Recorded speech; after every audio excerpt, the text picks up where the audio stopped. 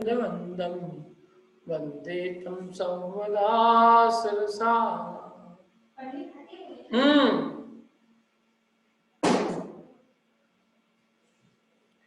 बृहद्रव संग्रह ग्रंथ, इस ग्रंथ की 45 नंबर की गाथा पर आज अपनी चर्चा चलेगी। 45।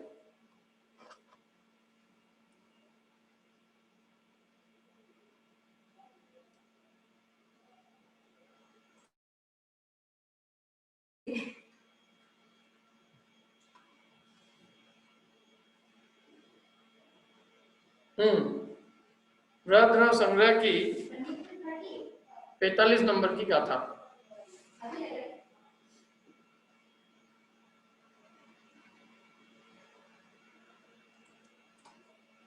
देखो, अब सम्यक दर्शन और सम्यक ज्ञान के पीछे होने वाला रत्नत्रय स्वरूप जो मोक्ष मार्ग है, उसका तीसरा अव्यय रूप और निज शुद्धात्मा के अनुभव स्वरूप जो शुद्धोपयोग रूप लक्षण का धारक वीतराग चारित्र है, उसको परंपरा से साधने वाला जो सराग चारित्र है, उसका प्रतिपादन करते हैं।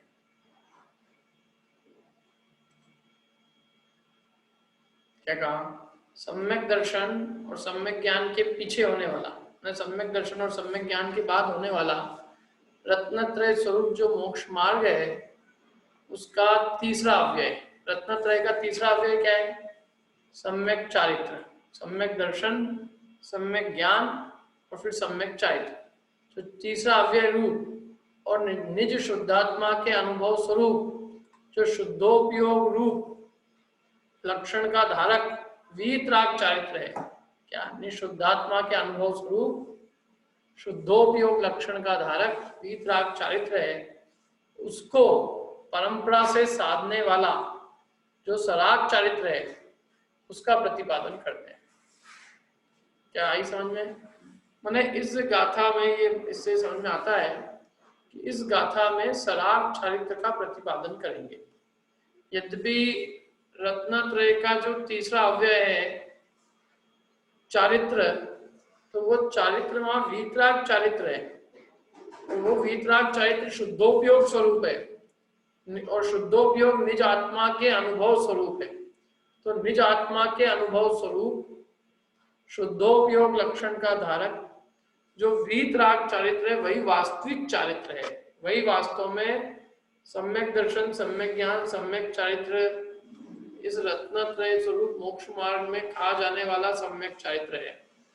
लेकिन उस वीतराग चारित्र जो रत्नत्रय स्वरूप है, उसको साधने वाला कौन है? तो उसको साधने वाला सराग चारित्र, माने उसका साधक सराग चारित्र है, इसलिए उस सराग चारित्र का प्रतिपादन करते हैं। यहाँ पे समझ में आया? साध्य क्या है? वीतराग चारित्र, और साधन क्या है? सराग चारित्र। यहाँ उस सराग चारित्र का प्रतिपादन करते हैं। पढ़िए।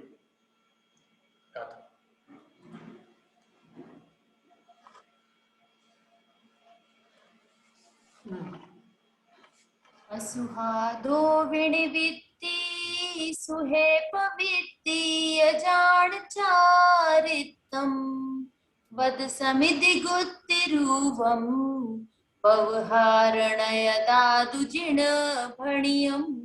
हाँ, देखो क्या कहा? असुहादो विनिवत्ति, अशुभ से विनिवृत्ति, अशुभ से निवृत्ति होना, और शुभे प्रवृत्ति, शुभ में जो प्रवृत्ति है उसको जान चारित्रम, उसको तुम चारित्र जानो। कैसा है वो चारित्र?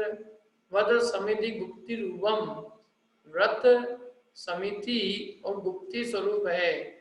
व्यवहार नयाद जिन बढ़ियम, ऐसा व्यवहार नए से जिनेन्द्र भगवान ने कहा है। माने अशुभ में, अशुभ से निवृत्ति और शुभ में प्रवृत्ति, उसको हे जीव तू चारित्र जान, जो कि व्रत समिति गुप्ति रूप है और जिसे जिनेन्द्र भगवान ने व्यवहार नए से चारित्र कहा है। माने अशुभ से निवृत्ति और शुभ में जो प्रवृत्ति है, उसे तू व्यवहार नए से चारित्र जान, जो चारित्र व्रत समिति और गुप्ति रूप है और जो जिनेन्द्र भगवान ने कहा है। भाव गाथा भावार्थ पढ़ते देखो, पढ़ो पूरी गाथा भावार्थ। जो अशुभ बुरे कार्य से दूर होना और शुभ कार्य में प्रवृत्त होना अर्थात लगना है, उसको चारित्र जानना चाहिए। श्री जिनेन्द्र देव ने व्यवहार नय से उस चारित्र को 5 व्रत, 5 समिति और 3 गुप्ती स्वरूप कहा है। हाँ, अशुभ कार्य से दूर होना, बुरे कार्यों से दूर होना, शुभ कार्य में प्रवृत्त होना अर्थात लगना, उसको चारित्र जानना चाहिए। ये सारा चारित्र की बात। और वो चारित्र को व्यवहार नहीं से जिनेन्द्र भगवान ने 13 प्रकार का कहा है। कौन से 13 प्रकार? 5 व्रत, 5 समिति और 3 गुप्ती स्वरूप। यही अपन रत्नत्रय की पूजा में पढ़ते भी हैं, 13 प्रकार का चारित्र रत्नत्रय की जयमाला में आता है ना, और जयमाला के अलावा पूजा में भी आता है। रत्नत्रय की पूजा की कि नहीं की आप लोगों ने कभी? अभी कल भी करनी थी, परसों करनी थी पूजा, परसों की किसी ने? रत्नत्रय की पूजा 10 लक्षण का पूनम के दिन पूजा होती है, 10 लक्षण के बाद एक दिन बाद, 10 लक्षण के अंदर 13 से चालू होती है, 13, 14 और पूनम, इन 3 दिन रत्नत्रय की पूजा होती है। किस किस ने की है? घर बैठ के, यहाँ तो कोरोना पेशेंट से फुर्सत मिले कोरोना की चर्चा से तो पूजन करें अपन। समता जी ने की और वंदना जी ने की है, बढ़िया है। जिनने भी की उनको धन्यवाद। देखो बात ये है, उसमें रत्नत्रय की पूजा में, चारित्र की पूजा में 13 प्रकार के चारित्र की चर्चा है। बताओ, पंक्ति याद है किसी को 13 प्रकार की चारित्र वाली पंक्ति?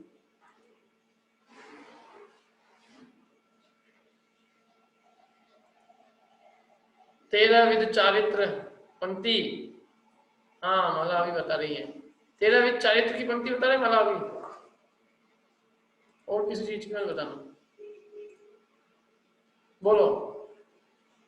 आजकल मंदिर नहीं दिख रहे आप? हाँ बोलो। अब ये संभूषण का मंदिर खुला है ना पीछे से, ठीक, बोलो। ये 5 महावीर, 5 समिति और 3 गुप्ती, यही तो है 13 प्रकार का चारित्र। इसकी पंक्ति क्या है रत्नत्रय की पूजा में? अच्छा, वो पंक्ति तो याद नहीं। तो वही तो पूछ रहे हैं, मुझे याद नहीं है। अच्छा, पंक्ति नहीं पूछ रही। और किसको मालूम, बोलो।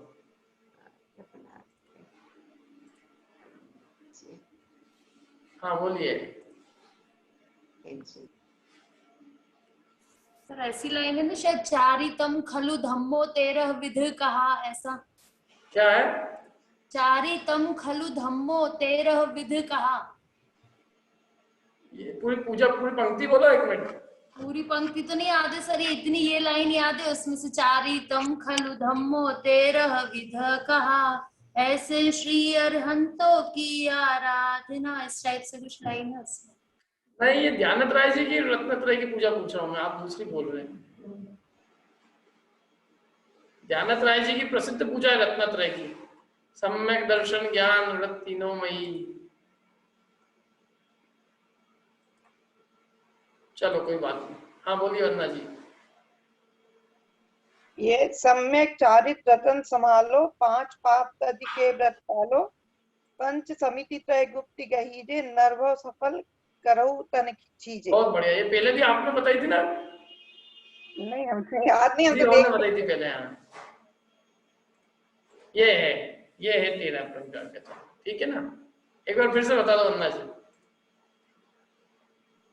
सम्यक चारित रतन संभालो, 5 पाप तज के व्रत पालो, पंच समिति त्रय गुप्ति कहीजे, नर भव सफल करो तन चीजे। बस ये आ गया, पंच पाप तज व्रत पाल, पंच पाप को त्याग करके 5 व्रतों का पालन, और 5 समिति और 3 गुप्ती, ये 13 प्रकार का चारित्र है जिसकी उसमें चर्चा है। इसमें रत्नत्रय की पूजा में, रत्नत्रय की पूजा पढ़ो आप, जितनी अपनी पूजाएं लिखी है ना ध्यानत्रय जी वगैरह ने, ये बहुत ही मतलब बहुत आगमानुसार है, बिल्कुल जिनवाणी के अनुसार लिखी, एकदम एक पंक्ति भी इधर उधर नहीं करी उन्होंने। दूसरी बात कि वे नयों के आदि के अच्छे ज्ञाता थे, निश्चय नए व्यवहार नए सबके अच्छे ज्ञाता थे, उनकी पूजाओं की पंक्ति देखो आप, उसमें कितना बैलेंस है। आप थिर नियत नए तप संयम व्यवहार, बोलो, मतलब उस जमाने में ही उन्होंने निश्चय नहीं किया है, व्यवहार नहीं किया है, बता दिया था। आप थिर नियत नए, अपने आप में स्थिर होना वो निश्चय न है, और तप संयम व्यवहार, और तप और संयम आदि ये जो क्रियाएं हैं सब व्यवहार है। क्या ऐसे उनको बहुत, मतलब वो उनकी पूजाएं पढ़ के लगता है कि उनको आगम का कितना अच्छा अभ्यास था, नए विवक्षाओं का कितना अच्छा अभ्यास था। पुराने कवियों की पूजन बहुत, मतलब उन लोगों ने बिल्कुल आगमानुसार रचनाएं की, कुछ भी अतिरेक और कुछ भी कमी नहीं करी है। बहुत बढ़िया पूजा है उनकी, बढ़िया करो आप लोग पूजा, पुरानी पूजा पढ़ा करो। अब आप तो खैर नए लोग हो, सब खैर नई पूजाएं पढ़ने को चाहिए सब। क्योंकि समझ में वही आती, बोले पुरानी आती नहीं है, पढ़ोगे तो आएगी, अपने आप को इस जाति का योग्य बनाएंगे अपन तो जितना अच्छा होगा। अब देखो आगे क्या कहते हैं। अब प्रथम ही इसी सराग चारित्र का अव्यय रूप जो देश चारित्र है उसका कथन करते हैं। क्यों सराग चारित्र का अव्यय रूप कौन है? सराग चारित्र कहाँ तक है? जो सराग चारित्र है, पांचवें में भी क्या है और छठे में भी कहा है। छठे में, पांचवें छठे के चारित्र को सराग चारित्र कहा है, तो पांचवा भी उसका एक अव्यय है। तो पांचवें गुणस्थान का कथन यहाँ पे करते हैं। सराग चारित्र का अव्यय रूप जो देश चारित्र है, पंचम गुणस्थान वृत्ति का जो चारित्र है उसका कथन करते हैं। वह इस प्रकार है।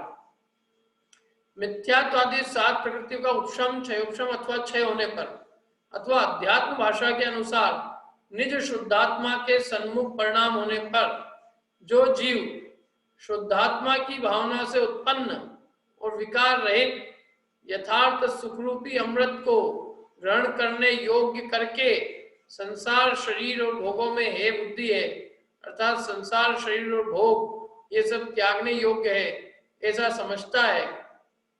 क्या गजब बात है कही है। मिथ्यात्वादी सात प्रकृतियों के उपशम क्षयोपशम और क्षय होने पर, या यूं कहें अध्यात्म भाषा के हिसाब से कि निशुद्धात्मा के सन्मुख परिणाम होने पर, दोनों बात आ गई। ये आगम की भाषा में सात प्रकृतियों का उपशम क्षय क्षयोपशम होने पर क्या होगा? उपशम क्षय क्षयोपशम होने पर जरा बताओ तो, सात प्रकृतियों के उपशम क्षय क्षयोपशम होने पर क्या होगा? और ये सात प्रकृति कौन सी है? क्या है ये? ऐसी है ये सात, पता नहीं कौन सी सात है, कौन सी सात प्रकृति हो इनके, इनसे सात प्रकृतियों के उपशम से क्या होगा? ये कौन सी सात प्रकृति है? मिथ्यात आदि लिखा है, तो आदि में छह और कौन सी है? होगी पंडित जी, अब आप पढ़ा रहे हो तो कोई ना कोई इसको होगी है। अब यहाँ लिखा है सात, तो सात ही होएगी, आठ तो ही नहीं हो जाएगी। कौन सी है सात? कौन सी सात प्रकृतियों के उपशम से? और क्या होता है उपशम से? और क्षय उपशम से और क्षय से है? और किसका क्षय कर रहे हैं अपन यहाँ? कोरोना का, सात प्रकृतियों का। तो ये सात प्रकृतियां है क्या? ये क्या करती है सात प्रकृति? और इनके उपशम क्षय क्षय उपशम से क्या होता है?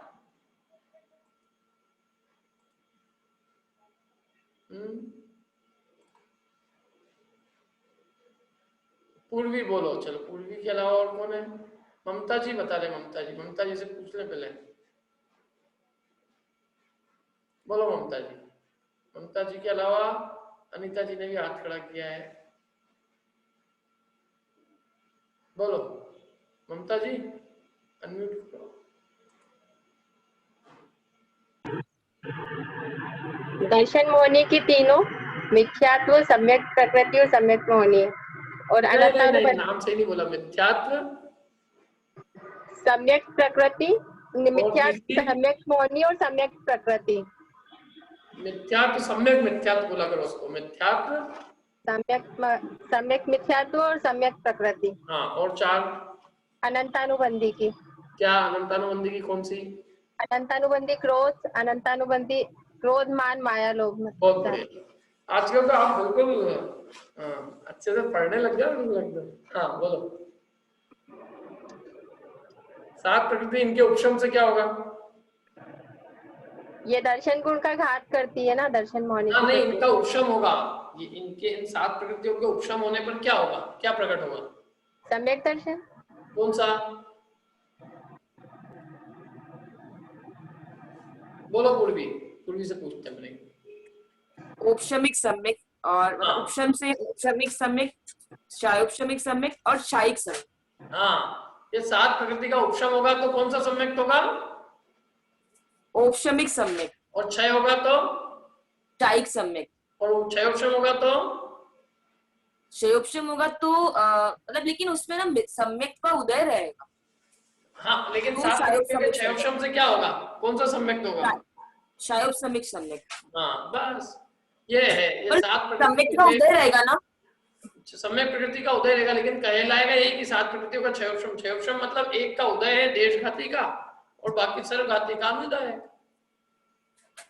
क्षयोपशम किसलिए उसको है कि एक देशघाती का उदय हो, सर्वघाती का उदयाभावी क्षय और सदावस्था उपशम हो। नहीं, जैसे अभी पढ़ने में ये लग रहा है कि 7 प्रकृति का क्षयोपशम हो रहा है।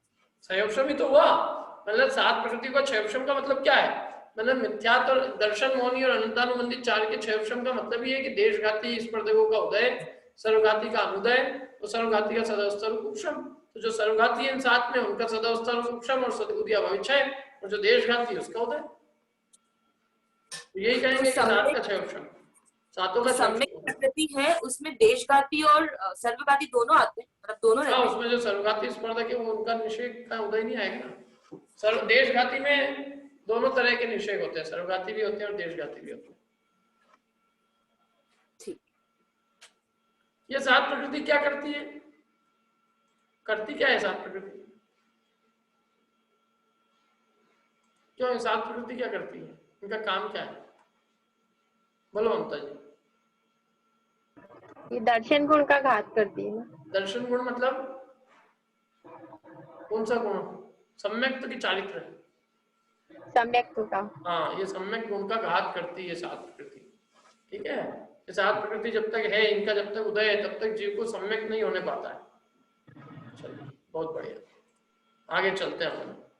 तो इन 7 प्रकृतियों का ये तो हो गया आगम की भाषा से, और अध्यात्म भाषा से क्या कहेंगे अपन? अध्यात्म भाषा से सम्यक किसको कहा है यहाँ बताओ?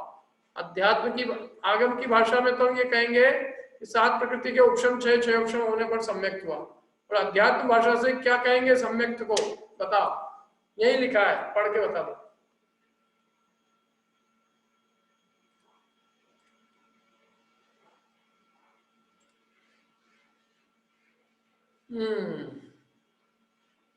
बोलो, अध्यात्म भाषा से सम्यक किसका नाम?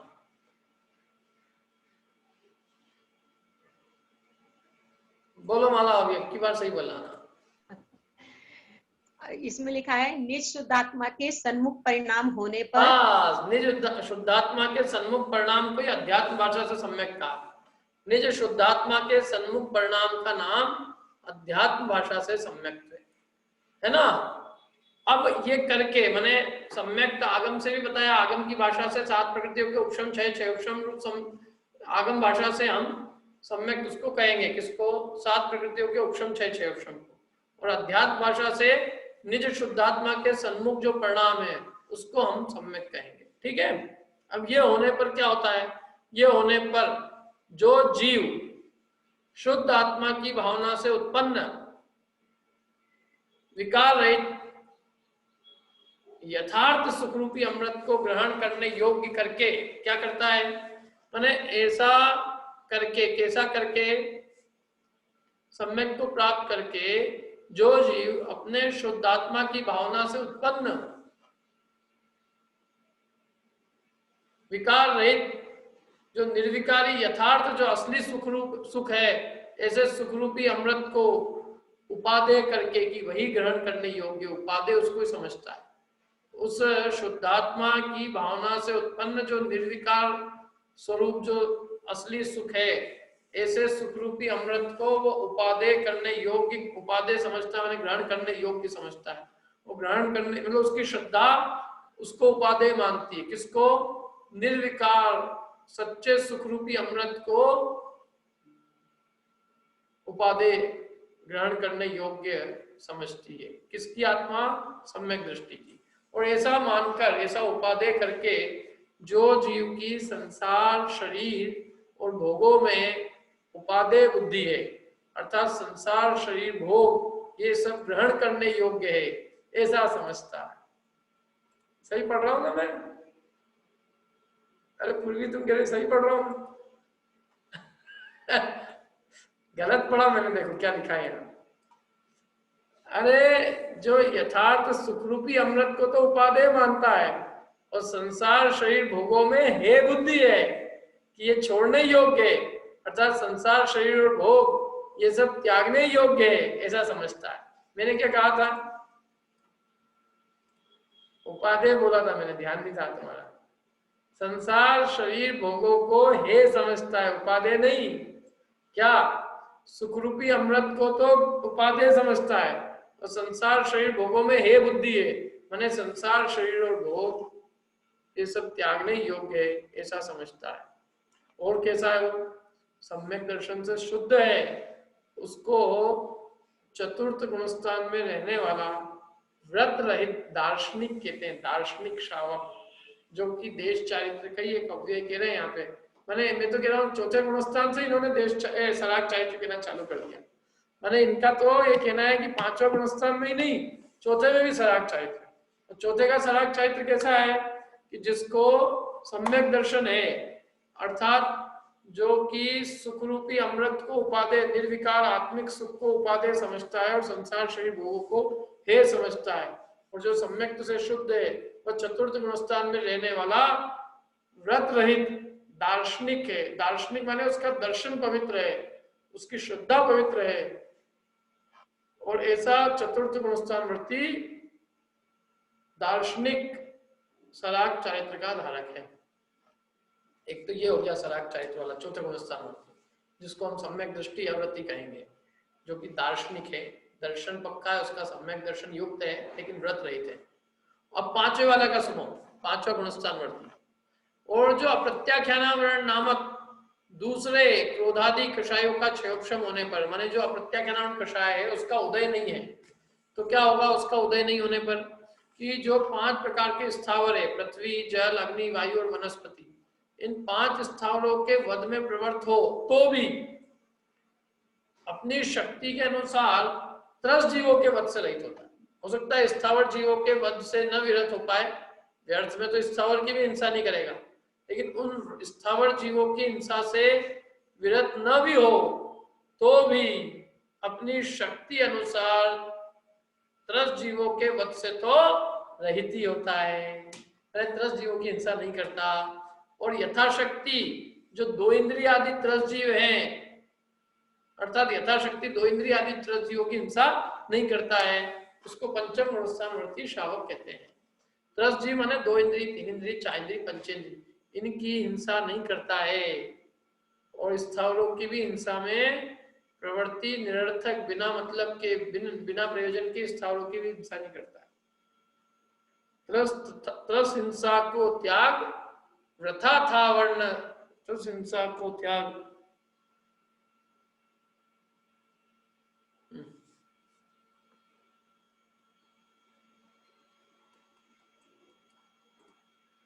त्रस हिंसा को तो त्यागी है, और वृथा था वर्ण अनिजय, और व्यर्थ में स्थावर जीवों की हिंसा भी नहीं करता है। ऐसा जीव कौन है?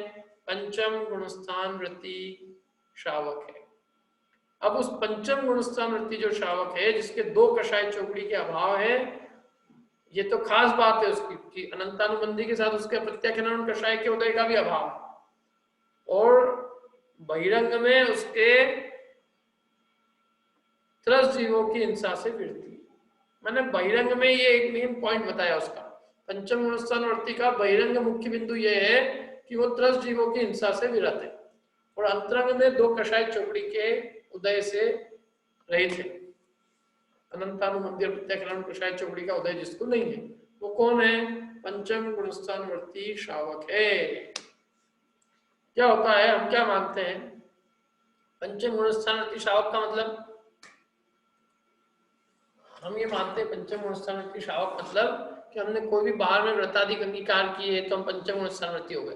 पंचम गुणस्थान उससे नहीं हो जाता, यदि उससे पंचम गुणस्थान होता तो सरल था।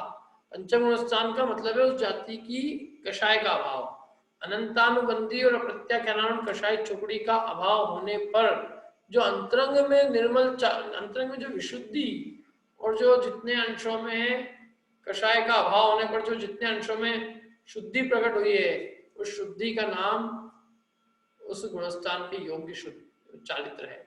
उस शुद्धि का नाम गुणस्थान है। उस शुद्धि दो कषाय चौकड़ी के अभाव में होने वाली जो विशुद्धि है आत्मा में प्रकट हुई है, जो विशुद्धि, उस विशुद्धि का नाम पंचम गुणस्थान है।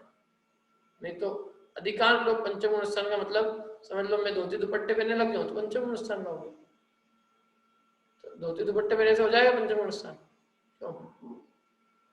तो फिर अपने को तो सबसे, अरे धोती दुपट्टे छोड़ो, मैं नग्न भी हो जाऊं और यदि मेरे कषाय चौकड़ी का अभाव ना हो तो भी मेरे गुणस्थान नहीं पलटेगा। गुणस्थान का पलटना कषाय के अभाव से होता है, और क्योंकि जितनी जितनी अंशों में कषाय जाती है उतनी आत्मा में निर्मलता, वीतरागता, उतनी शुद्धि, उतना चारित्र प्रकट होता है। अच्छा, अपन भी देखो, अपनी आत्मा यदि कषाय से युक्त है तो हम बाहर में कुछ भी कर रहे हो, अपनी आत्मा शांति पाती, सुख पाती, आनंद पाती, अपने को लगता है कोई धर्म हो रहा है। अपन मंदिर में बैठे, मंदिर में भी अपने को कषाय उत्पन्न हो गई और अपने को ज्ञान में आ गई कि कषाय अपने को आ गई, तो अपने को अच्छा लगता है कि बुरा? बहुत बुरा लगता है कि अपन मंदिर में बैठे बैठे कषाय कर रहे हैं, मंदिर में बैठे बैठे क्रोध कर रहे हैं। ये ऐसा नहीं होना चाहिए है। लोग तो और सब आप पूजा कर रहे हो, आप लोगों से क्यों क्या पूजा कर रहे हैं, हमें तो पूजा में भाव बिगड़ गए। मतलब हम भी ये मानते हैं कि कषाय का अभाव होना चाहिए। तो भाई कोई भी जीव धर्मात्मक तभी कहलाएगा जब उसके उस जाति की कषाय का अभाव होगा। सम्यक दृष्टि तभी कहलाएगा जब अनंतानुबंधी के उदय का अभाव होगा। पंचम वर्षानुवर्ती तभी कहलाएगा जब अनंतानुबंधी के साथ अप्रत्याख्यान का भी अभाव होगा। बिना उसके उदय के अभाव के आत्मा को शांति और अंदर में परिवर्तन क्या हुआ? केवल वेश बदला, परिवर्तन तो कुछ नहीं हुआ। तो वेश बदलने से कुछ नहीं काम होने वाला। वेश इसलिए बदला जाता है कि अंतर में भी परिणाम में परिवर्तन आए, लेकिन अंदर में परिवर्तन में आए केवल बाह्य वेश परिवर्तन हो तो वो चारित्र नहीं है। अंदर में जिसके परिवर्तन आएगा, लेकिन ये बात पक्की है, तो उसके बाह्य में भी परिवर्तन आए बिना रहेगा। तो यहाँ तो बाहर में तो इतनी बात ली कि तरस हिंसा से भी तरस हिंसा का भी त्यागी तो पंचम वृत्ति, और अंतरंग में दो कषाय चौकड़ी का अभाव होना चाहिए तो पंचम वृत्ति कहलाएगा। अब उस पंचम वृत्ति श्रावक के 11 भेदों को कहते हैं, 11 प्रतिमाओं है ना। ये पंचम वृत्ति श्रावक के 11 भेद होते हैं। 11 प्रतिमाओं की अपेक्षा से 11 भेद की है। अब एक एक प्रतिमा का स्वरूप सुनो। देखो, पहले वे इस प्रकार है। सबसे पहली प्रतिमा, पहले सम्यक दर्शन को धारण करके, मध्य माने मदिरा, मांस और शहद माने हनी मधु, आजकल बहुत लोग इसको यूज करते हैं, इन तीनों के और उदंबर आदि 5 फलों के त्याग रूप जो 8 मूल गुण हैं, 3 मकार और 5 उदंबर फलों के त्याग रूप जो 8 मूल गुण हैं, उन सहित हुआ जो जीव युद्ध आदि में प्रवृत्त होने, ये क्या है आज फिर गया।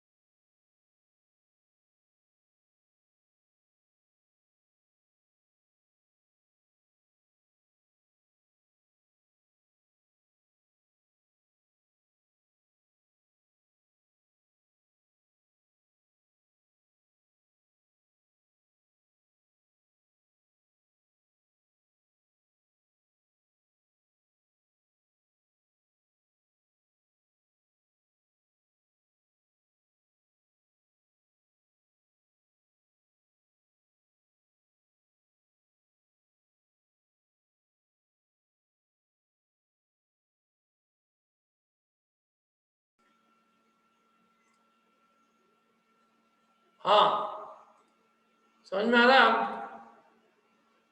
देखो वापस से पढ़ता हूं मैं यहां से।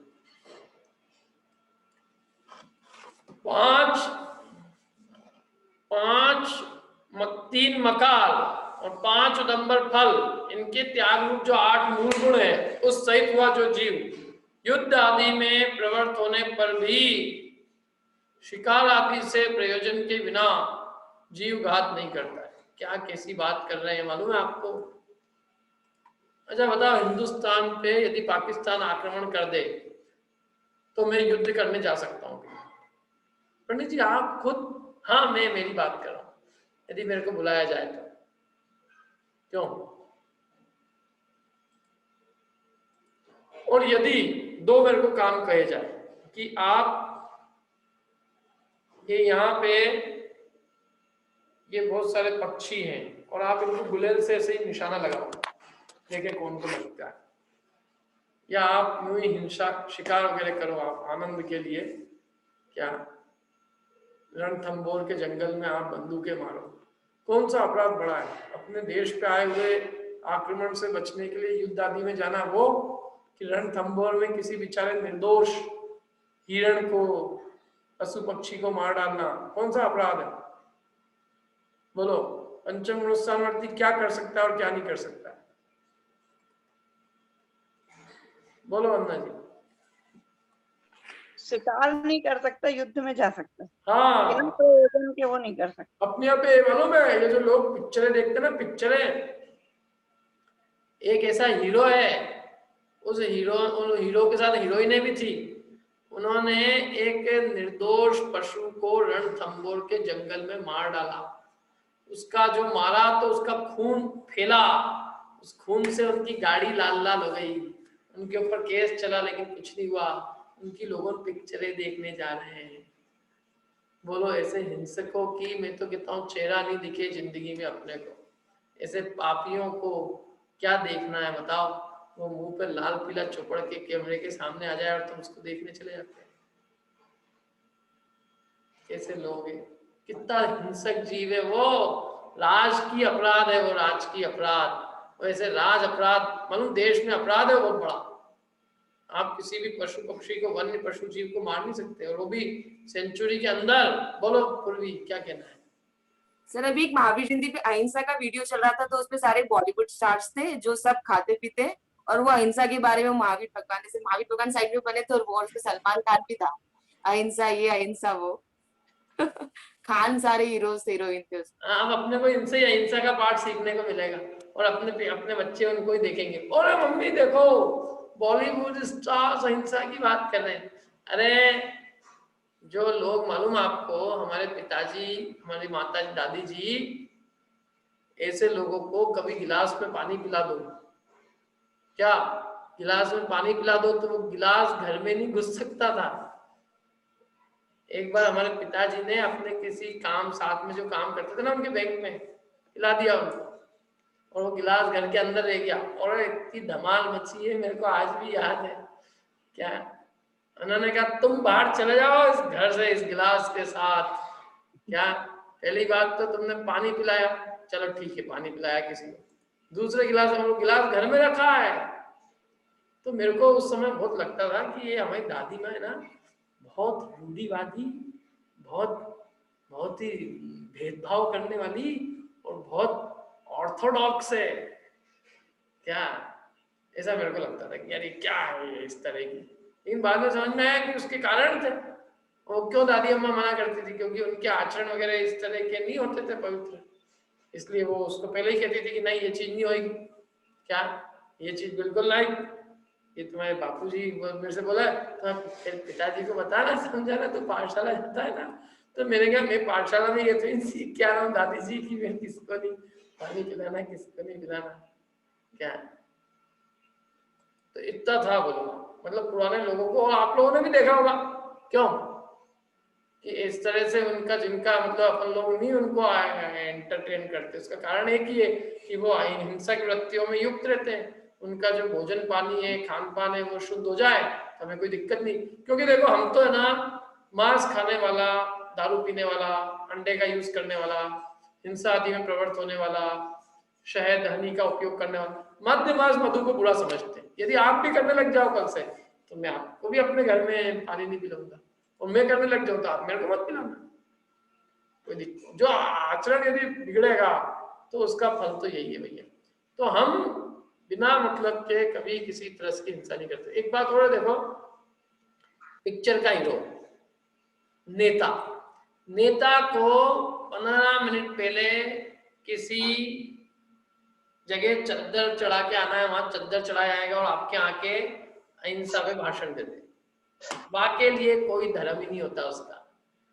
ऐसे ही जो एक्टर है, एक्टर को क्या है, महावीर जयंती आई तो उसके ऊपर बोलना है, रामनवमी आई तो उस पर बोलना है, मोहर्रम आएगा तो उस पर बोल देगा, गुड फ्राइडे होगा तो उस पर बोल देगा। उनका कोई धर्म होता है? आपने देखा कभी उनके अंदर में कुछ होता है क्या? क्यों? कुछ नहीं है।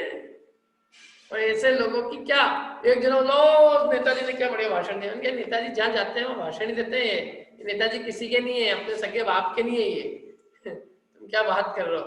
क्या ये किसी के नहीं है, ये नेताजी अपने खुद के हैं ये, बस। इनकी जो मान के चले कि वो नेताजी को बहुत श्रद्धान है तो वो ब्रह्म में रहेगा।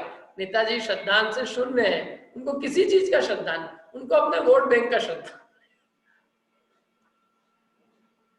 और श्रद्धा के बिना कुछ नहीं होता।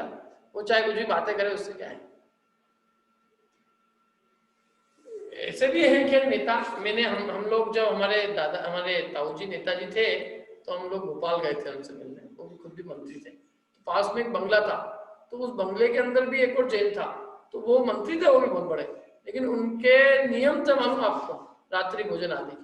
मैं ये आपको बता रहा हूँ बात, ये 87 की, 13 कितने साल हो गए, परंतु मेरे को याद है कि उस समय में हम लोगों को पानी छना चाहिए था। हमारी बुआ जी थी यात्रा के अंदर हमारे साथ, तो उनके लिए वहां से बराबर मर्यादित चीज मिल गई थी हमको। क्या बुंदेलखंड की होंगे वो नेताजी, जब भी वही मिल सकती है चीजें, तो क्या, तो जो भी है, तो मतलब हमारा कहने का तात्पर्य है कि लोग अच्छे भी होते हैं नेता लोग में, ऐसे भी हैं अब, लेकिन वो उन लोगों की संख्या कम होती विचार है, क्योंकि बाकी सब बुरी चीजें आ गई उसमें। तो खैर, जो जीव बिना प्रयोजन के तो किसी चींटी को भी नहीं मारेगा, और शिकार बिना प्रयोजन की चीज है, और युद्ध हो जाना अपने देश पे वो अलग चीज है। अभी युद्ध में मेरे को क्या करूं, मैं चाहता नहीं हूं, लेकिन तो भी मेरे को अपने देश की रक्षा के लिए जाना पड़ेगा। अब आगे क्या कहते हैं देखो, और वही प्रथम दार्शनिक श्रावक जब त्रसजीव की हिंसा से सर्वथा रहित होकर 5 अणुव्रत, 3 गुणव्रत और 4 शिक्षा व्रत से सहित होता है। मैंने त्रसजीव की हिंसा का तो पहले ही त्याग कर दिया, और फिर 5 अणुव्रत, 3 गुणव्रत और 4 शिक्षा व्रतों से सहित होगा। देखो क्या है, कह रहा है, क्या कहना चाहते हैं वो, कि जो जीव त्रस हिंसा से विरत होकर 5 अणुव्रत, 3 गुणव्रत और 4 शिक्षा व्रतों से सहित होता है, वो दूसरा व्रती कहलाता है। व्रती 5 अणुव्रतों को धारण करने पर जीव व्रती कहलाता है। 5 अणुव्रत, 3 गुणव्रत, 4 शिक्षा व्रत, समझ में आया ना? तो इनको धारण करने पर वो व्रती नाम की दूसरी प्रतिमा का धारक होता है। दूसरा व्रती इस नाम का, व्रतिक माने दूसरी प्रतिमा, व्रती के और व्रतिक कहो, तो इस प्रतिमा का धारक होता है।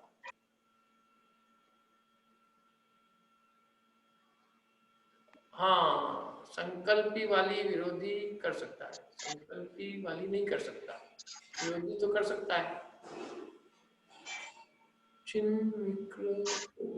लिखा है चिन्कारो को, चिन्कारो क्या कहना है, बोलो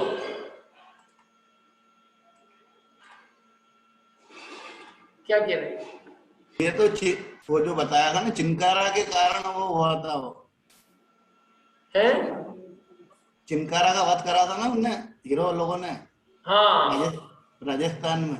हाँ हाँ हाँ, बराबर है। चीतल चिंकारा क्या कहते हैं, जो भी उनके, जिनके बड़े बड़े, वो तो बहुत एक जानवर अपने उसको गवर्नमेंट प्रिजर्व करके रखती जब। हाँ, जो बवाल मचा था। और कुछ नहीं हुआ क्या? अरे बहुत हैरास हुआ, मेंटली तो बहुत हैरास हुआ। अरे पर हैरास का अपने जैसा कोई करता तो आज तक अंदर से बाहर ही निकलता। हाँ, देखो दूसरा जो है, पहला तो ये हो गया दूसरी प्रतिमा का धारी 5 अणुव्रत, 3 गुणव्रत और 4 शिक्षा व्रतों से सहित होता है, तब दूसरा व्रती इस नाम का धारक होता है। मैंने व्रत प्रतिमा दूसरी जो है उसका धारक होता है। और जब तीसरी प्रतिमा देखो, और जब त्रिकाल सामायिक में प्रवृत्त होता है, त्रिकाल माने तीनों काल की, प्रातः सूर्योदय के 24 मिनट पहले और सूर्योदय के 24 मिनट बाद तक, मध्याह्न में 24 मिनट पहले 24 मिनट बाद तक, मैंने दोपहर को 12 बजती उसके 24 मिनट पहले से चालू करें और 12 बजे के 24 मिनट तक करें। शाम को संध्या काल में सूर्यास्त के 24 मिनट पहले चालू करें और सूर्यास्त के 24 मिनट बाद तक करें। ऐसे तीनों काल में एक एक घड़ी, एक एक मुहूर्त तक कम से कम 3 काल में सामायिक करे तो वो तीसरी प्रतिमा का धारी होता है। समझ आई?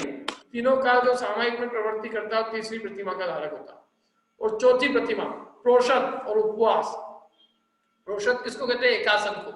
एकासन सहित जो उपवास करता है, मैंने अष्टमी चतुर्दशी को उपवास, उसके एक दिन पहले एकासन, उसके एक दिन बाद एकासना, मैंने सप्तमी के एकासने से चालू करके सप्तमी को एक समय भोजन करके वो सब आरंभ परिग्रह का त्याग कर, आरंभ का त्याग करके सब घर का ही एक तरह से त्याग करके मंदिर चले जाए। अष्टमी सप्तमी का भोजन करके, प्रातः काल का भोजन करके मंदिर चले जाए, या जो अपने वो होता है ना मंदिर, या वो अपनी जो धर्मशाला होती है जहाँ धर्म साधन करें जी, तो वहां चले जाए। और फिर सप्तमी का आधा दिन, अष्टमी का पूरा दिन और नवमी को भी वो एक समय भोजन करें, बस वो पूजन वूजन करके आए सुबह और फिर पारणा करें और फिर नवमी को भी एक ही समय भोजन करें। ये उत्कृष्ट विधि है। ये नहीं हो तो फिर जितना हो सके उतना करें, लेकिन प्रोषद सहित उपवास करना, एकासन और उपवास करना। प्रोषद माने एकासन, तो एकासन उपवास में जब वो प्रवृत्ति करता है पर्व के दिनों में, खासकर अष्टमी और चतुर्दशी, ये पर्व के दिन कहे जाते हैं। तो ये जो अपने महीने में 4 पर्व के दिन आते हैं, पर्वण्य अष्टम्याम च चतुर्थ्याम च, तो इसमें आहार आदि से निवृत्त होना और धर्म ध्यान में लीन हो जाना, उसका नाम प्रोषद प्रतिमा का धारी श्रावक है। चौथी प्रतिमा का धारी श्रावक होता है।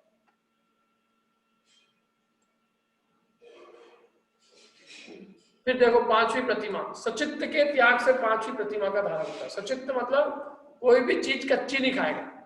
अब जैसे फल है, सब्जी है, तो इनको सुधार के, इनमें नमक आदि डाल के, इनमें को गर्म करके खाएगा, कच्ची नहीं खा सकता। कच्ची, आप कच्ची, जैसे अपन लोग तो कच्ची ककड़ी खा गए, मुंह में लीयर भर ली, कच्चा केला खा गए, कच्चे अनार भी निकाल के दाने खा गए, सेवफल खा गए, ऐसे सचित प्रतिमा का धारी नहीं खा सकता। सचित प्रतिमा वाले पहले उसको अचित्त बनाएगा, प्रासुक बनाएगा, पानी गर्म ही पिएगा, पानी कच्चा नहीं पीना, कच्चा पानी मैंने ठंडा नहीं पी सकता, पानी को गर्म करके प्रासुक करके पिएगा। हर चीज प्रासुक करेगा, मतलब प्रासुक करके उपयोग मिलेगा। प्रासुक करने का मतलब प्रासुक की विधि है, प्रासुक करने की जो विधि है, कोई गर्म करने से भी प्रासुक होता है, नमक मिर्च मसाला डालने से भी प्रासुक होता है। तो जिससे भी प्रासुक होता है मैंने वो जीव रहित हो जाएगा, तब वो मुंह में लेगा। जीव सहित चीज को मुंह में नहीं ले सकता, जीव रहित को ले सकता, जीव रहित करे फिर ले। तो अचित्त वस्तु को उपयोग करता है। वो पानी भी बिल्कुल गर्म, ठंडा पानी का यूज खाए में भी नहीं करेगा, नहाने धोने में भी नहीं, पानी गर्म करके नहाएगा। अचित्त होना चाहिए पानी। गंधोदक भी ठंडा होगा तो यूज नहीं ले सकता, गंधोदक भी गर्म होना चाहिए तो माथे पे लगाए। तो अचित्त प्रतिमा का धारी श्रावक है। नारियल वारियल कच्छु उपयोग नहीं कर सकता, नारियल सचित्त में आता है, गोले का उपयोग करेगा, नारियल का नहीं करेगा।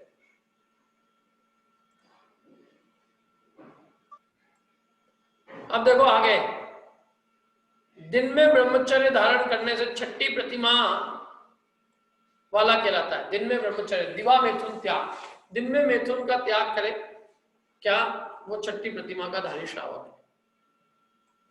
सातवीं, सर्वथा ब्रह्मचर्य को धारण करने से सप्तम प्रतिमा का धारी होता है। पूर्ण ब्रह्मचर्य, अपनी स्व स्त्री का भी त्याग कर दे, मन वचन काय से पूरी तरह से, मतलब अपनी स्व स्त्री का भी त्याग करके वो सप्तम ब्रह्मचर्य प्रतिमा का धारक होता है। आठवीं, आरंभ आदि संपूर्ण व्यापारों से रहित होता है, तब अष्टम प्रतिमा का धारी कहा जाता है। आरंभ, कोई भी आरंभ नहीं करेगा, कोई प्रकार का आरंभ, व्यापार बिजनेस के लिए इधर उधर माल भेजना, लाना, उठाना, धरना करना, ये सब कुछ नहीं। आरंभ आदि संपूर्ण व्यापारों से रहित होता है, तब वो अष्टम प्रतिमा का धारी कहा जाता है। और वस्त्र के आच्छादन को छोड़कर, क्या कपड़े के आच्छादन को छोड़कर, कपड़ा एक धारण करता है, कपड़े का आवरण है उसको, बाकी कपड़े को छोड़कर अन्य सब परिग्रहों से रहित होता है।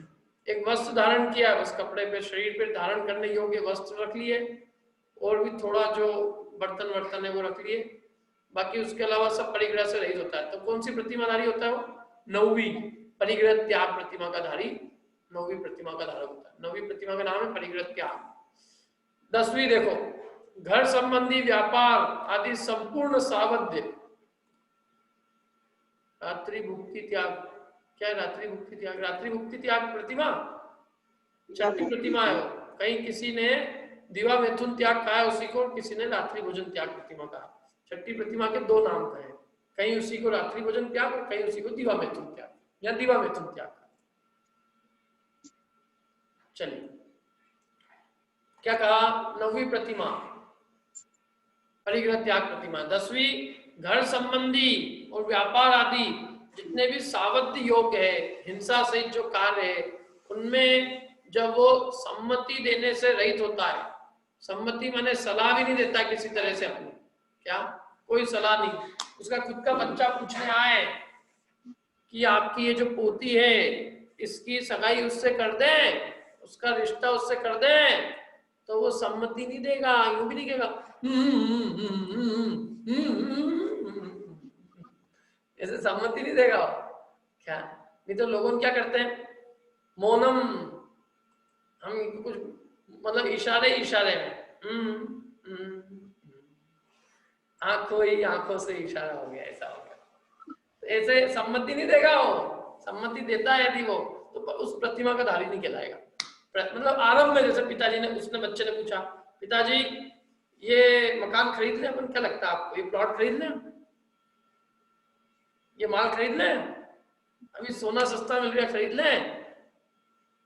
तो वो ये नहीं कह सकता, उसको मालूम हो भले ही कि सब बातें हैं, बच्चे को धंधा करना है, बिजनेस से लगाना है, बच्चे के बिजनेस में बहुत प्रॉफिट होगा, अरबों रुपए करोड़ों का प्रॉफिट होता दिखे, या करोड़ों बेटा कमारिया हो और सलाह लेने आए, इतना वैरागी हो जाएगा जब वो कि बच्चा अपने हाथ से पैसे को आग लगा रहा हो, और ये अपन कहें चाहें तो उसको मना कर सकते हैं एक लाइन में, नहीं ये काम ठीक नहीं है, वो प्लॉट में लफड़े हैं, मैंने नहीं लिया था, तू मत लेना, कोई जो लेता फंस जाता, नहीं कह सकता, हाँ भी नहीं ना भी नहीं, कुछ नहीं। जैसे कि कोई पराया व्यक्ति है, और जैसे हम पराये व्यक्ति को कुछ भी अपनी राय देने में अपनी टांग नहीं अड़ाते, कितने ही लोग अड़ाते हैं वैसे, खेल खुद के इसमें तो ठीक, दूसरे में भी अड़ाते हैं, लेकिन यहाँ तो वो अपने घर संबंधी भी जो सावध्य कार्य है, व्यापार है, और जो भी हिंसा है, जिसमें हिंसा होती है, आरंभ व्यापार, उन सब कार्यों में सम्मति देने से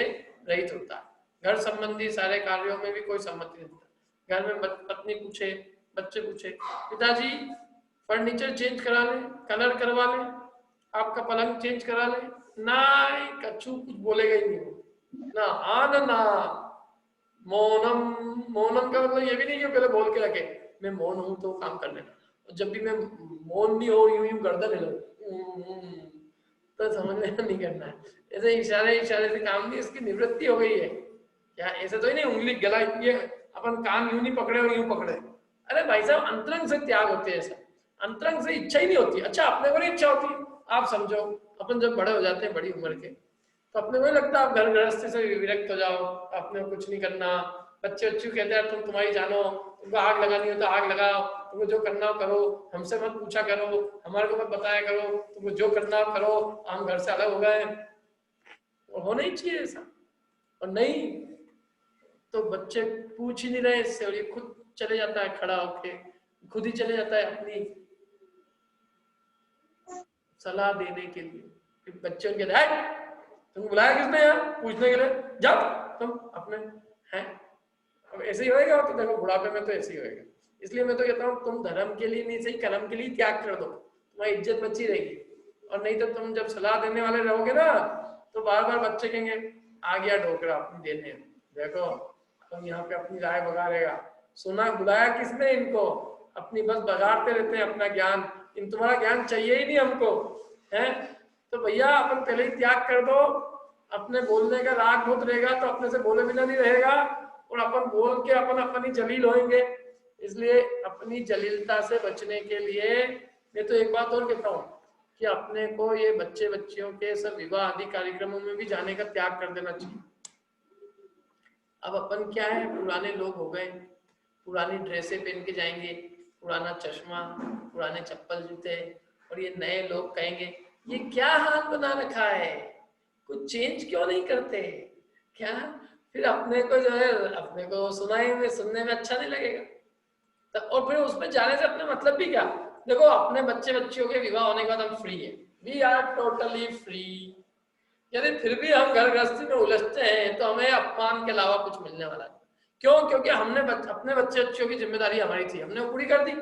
अब उनके बच्चे बच्चियों का अधिकार उनको है, उनको पूरा राइट है, और वो यही समझते हैं कि ये हमारा मालिकाना हक है, हमारे बच्चों पे हमारा अधिकार है। ये दद्दा बार बार बीच में अपनी टांग क्यों रहता है? आपको मालूम हमारी माँ बहुत चिढ़ती थी, क्यों? क्योंकि हमारी दादी जी जो है ना हमारा फेवर लेती थी। हम कुछ ऊपर कुछ गड़बड़ करके आते थे और हमारी दादी जी नीचे रहती थी, हम कुछ गड़बड़ कर आए, नीचे आ गए, हमने कहा बचाने वाली अम्मा जी बैठी है क्या, और वो हमारा पक्ष लेती थी।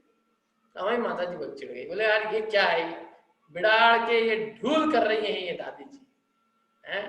फिर उन्होंने कहा तुम्हारा आएगा शाम को उसको कहना, हमारे वालों को हम कहेंगे क्या? उनका शाम को आएगा काम से जब उसको बोलना, तो हमारे बच्चों को तुम क्यों बार बार हमारे हिसाब से नहीं चलने दे रही क्या? लेकिन वो हमारी दादी अम्मा मानती थी, उनको लगता था उनका तो उनका है ही, बाकी इनके ये भी सब हमारे ही है क्या?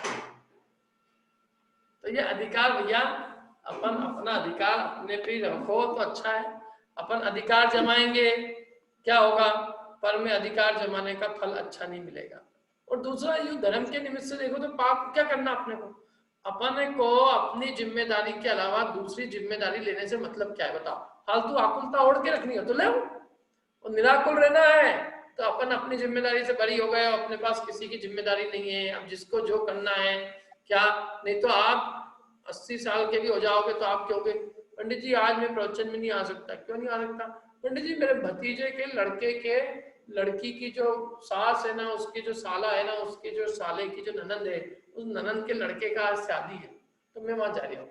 मैंने वाह रे भैया तू बहुत अच्छे काम में जा रहा है, मेरे तो सगे की भी शादी हो तो मैं नहीं जा रहा हूँ, और तू तेरे पता नहीं कौन सा रिश्ता है उससे जो तेरे को भी नहीं समझ में आ रहा है, तू वहां दौड़ा करता है 80 साल की उम्र में, तेरे को कोरोना वोरोना हो गया तो तू मर जाएगा। लेकिन डोकरे को रिश्तेदारी की निभाने की बहुत रहती है। मैं तो जाऊंगा, मैं तो जाऊंगा, जा, तेरे को कौन याद कर रहा है, वहां तू नहीं भी जाएगा तो कोई फर्क नहीं पड़ता है, वहां लड़के लड़की है वो शादी कर लेंगे खुद से, कोई मतलब नहीं है। लेकिन दुनिया में क्या करे, अपन मरते दम तक अपने राग को नहीं छोड़ते, क्या नहीं छोड़ते। तो इसलिए यहाँ अनुमति त्याग में सब प्रकार की अनुमति देने का त्याग। अरे जब ही तुम मुनि बन पाओगे, नहीं तो तुम मुनि बन के भी अनुमति देने लगोगे। पहले से ही अनुमति देने का त्याग का अभ्यास कर रखा हो कि अपने घर वालों को भी कुछ नहीं बोलना, तो ये फिर इतना पक्का हो जाएगा कि मुनि बनने के बाद में कोई कुछ भी पूछने आए, महाराज क्या करूं बताओ, ये बिजनेस चालू करूं कि नहीं करूं, लड़के की शादी वहां कर दूं, क्या करूं, मो कोई मतलब नहीं है। हम यहाँ मुनि इसलिए बनेंगे तो लड़के लड़की की शादी के लिए निर्णय करेंगे, हमको यही करना होता तो हम घर क्यों छोड़ते? हम अपने अपने बच्चे की तो चिंता छोड़ आए और अब तेरी चिंता करे, वाह यार गजब है। तो घर संबंधी व्यापार आदि संपूर्ण सावध्य हिंसा सहित कार्यों में जब सम्मति सलाह देने से रहित होता है तब 10वीं प्रतिमा का धारी कहलाता है। अगला देखो, अपने निमित्त किए हुए आहार का त्याग करने वाला 11वीं प्रतिमा का धारी श्रावक कहा जाता है। अपने लिए जो बनाया हुआ आहार है उसको त्याग, उद्दिष्ट त्याग। मेरे निमित्त से यदि आहार बना है तो उस आहार का क्या कर दूंगा मैं, त्याग। मैंने मेरे, तो इसका मतलब कोई निमंत्रण देने आएगा घर में, घर में ही रहना ये, और घर में इसके निमित्त से नहीं बनाना चाहिए। घर वालों ने अपने लिए बनाया और इसको निमंत्रण देके ले जाए, घर वाले भी जैसे बाहर वाले आते हैं आमंत्रण देने के बुलाने के लिए, ऐसे ये हो। क्षुल्लक अलग होता है, ऐसे खैर घर छोड़ ही देता है तो 11वीं प्रतिमा का धारी, सॉरी 11वीं प्रतिमा वाला तो घर छोड़ देगा, मेरे को ध्यान नहीं रहा। 10वीं प्रतिमा तक जीव घर में रहता है, 11वीं प्रतिमा धारी तो क्षुल्लक और एलक है, तो क्षुल्लक एलक जो है घर छोड़कर मुनियों के पास में रहता है, और वो जीव अपने निमित्त से बनाए हुए आहार का त्याग करता है। इसको कहते हैं उद्दिष्ट आहार का त्यागी। उद्दिष्ट आहार का त्यागी ऐसे उद्दिष्ट प्रतिमाधारी श्रावक कहलाता है वो 11वीं प्रतिमाधारी श्रावक। 11वीं प्रतिमा का नाम है उद्दिष्ट त्याग, उद्दिष्ट त्याग प्रतिमा। तो इस प्रकार से वो 11वीं प्रतिमा उद्दिष्ट त्याग नाम की प्रतिमा का धारी श्रावक कहा जाता है। कब? जब वो अपने निमित्त से किए हुए आहार का भी त्याग कर देता है। इन प्रतिमा भेद से 11 प्रकार के श्रावकों के बीच में जो पहली 6 प्रतिमाएं हैं उनमें रहने वाले हीनादिकता से जगन्य श्रावक है। माने पहली जो 6 प्रतिमाएं उनको जगन्य श्रावक कहते हैं, यद्यपि उनमें भी आपस में भेद है। हीनादिकता है, पहले से दूसरे में अधिकता है, दूसरे से तीसरे में और अधिकता है, तीसरे से चौथे में और अधिकता है, तीसरे से दूसरे में हीनता है, दूसरे से पहले में हीनता है, हीनादिकता है। लेकिन तो भी सामान्य रूप से 6 प्रतिमा के धारी शुरू के जगन्य श्रावक है, और उसके आगे 7वीं 8वीं और 9वीं इन 3 प्रतिमा के धारक मध्यम श्रावक है, और इनके पश्चात 10वीं और 11वीं इन 2 प्रतिमाओं के धारक उत्तम श्रावक है। इस प्रकार संक्षेप से देश चारित्र के माने 5वें गुण स्थान के दार्शनिक आदि, दार्शनिक वृत्तिक आदि 11 भेद जो 11 प्रतिमाओं के अपन ने कहे वो जानने चाहिए। ठीक है, इतना ही रखते हैं। कोई प्रश्न तो पूछ लीजिए।